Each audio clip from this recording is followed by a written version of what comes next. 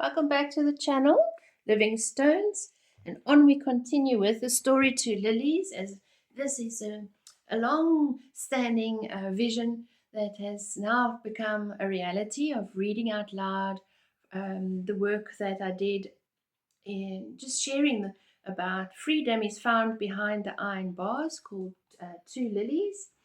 And we are actually on chapter 9 now.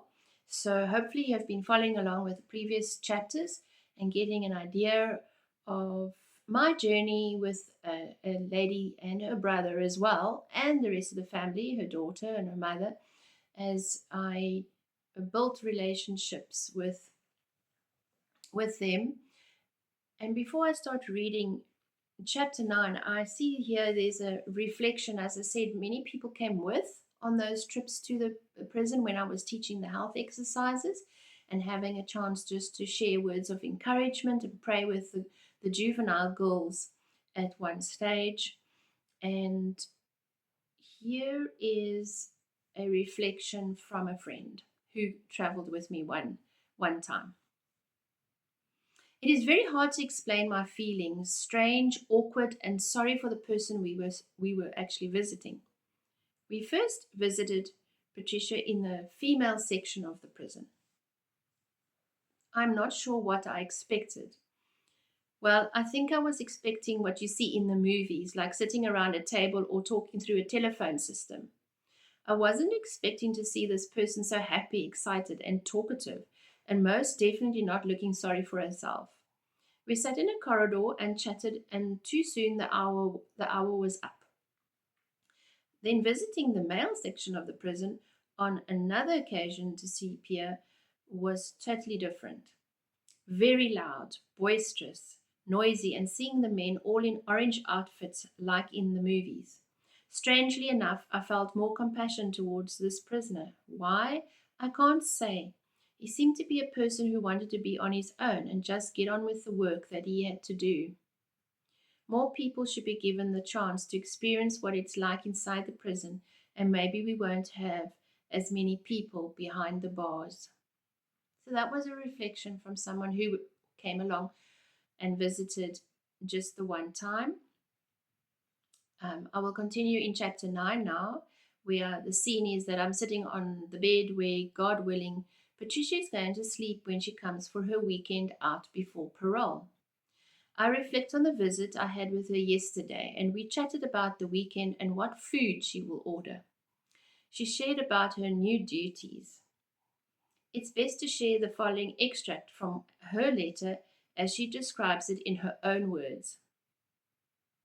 I have become a monitor. I leave prison in the morning very early and come back late in the afternoon. I work at the chemist, situated within the prison grounds as a tea lady or tea girl. I don't think you will ever understand how free I feel.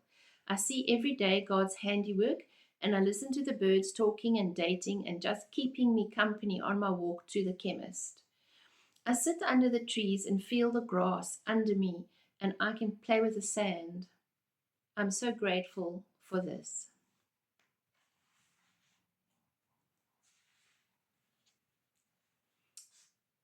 On another occasion, Patricia phoned to say her weekend with us has been cancelled. There are no words to describe the disappointment and sadness. I hear her voice trembling on the other side of the phone. What can one say when you know your friend has made plans to be baptized, made plans to see her daughter for a whole weekend, to go shopping, to just be away from the prison? But then I go back to God's promise that his plans are not to hurt or harm us. For I know the plans I have for you, says the Lord. They are plans for good and not for disaster, to give you a future and a hope. We can make our plans, but it is the Lord who redirects and guides us to a better path. And that's exactly what it says in the Proverbs. We can make our plans, but the Lord determines our steps. For reasons we do not understand, but God knows, this weekend is cancelled. However, I can still say that there are 3 days before the said date, and God is in charge. He's in charge. He's in control.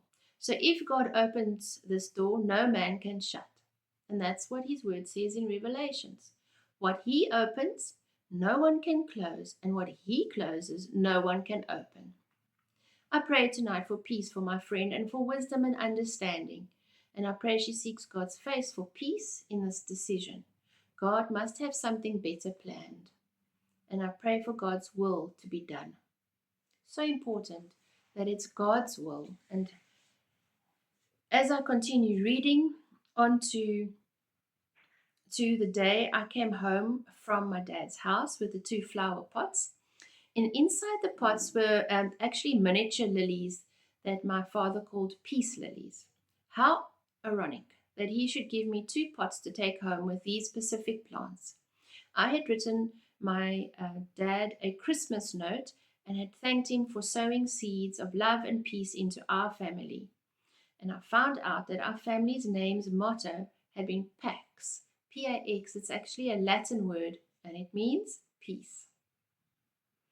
God is amazing when it comes to timing and faithfulness. The book I'm reading is even called The Promise of Peace. And yes, God promises are true, and therefore I stand on His promise that all whom I know and may contact will be saved. I stand on that promise that God's got a salvation plan for each and every one of us. Today I pray that this will be the last Christmas that Patricia and Pierre have to spend behind the bars. I look forward to the road ahead for these friends who have so much to offer the world. Their testimony alone will bear witness to God's love for His people, and by their testimony, others will be saved. And once again, the word reveals that and they have conquered him being the accuser, by the blood of the Lamb and by the word of their testimony, for they loved not their lives even unto death. So this was in December, coming into the month of celebrations of Jesus' birth and so on. And this was my prayer that these two, brother and sister, did not have to spend another Christmas behind the bars, and that soon they would get parole. I'm going to end there and we'll go on to chapter 10 after this break.